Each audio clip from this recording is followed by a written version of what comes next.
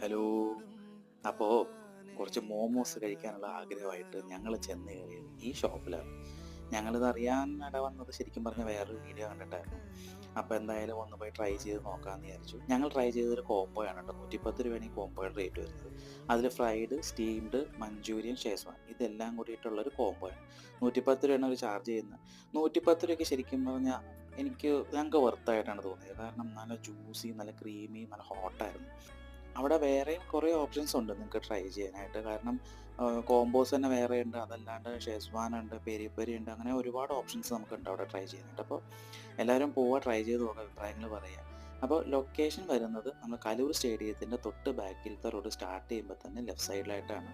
അപ്പോൾ എല്ലാവരും പോവുക, കഴിക്കുക, അഭിപ്രായങ്ങൾ പറയുക. അപ്പോൾ അടുത്ത വീഡിയോയുമായി വരുന്നതുവരെ ബൈ ഫ്രം SK Bytes 2.0.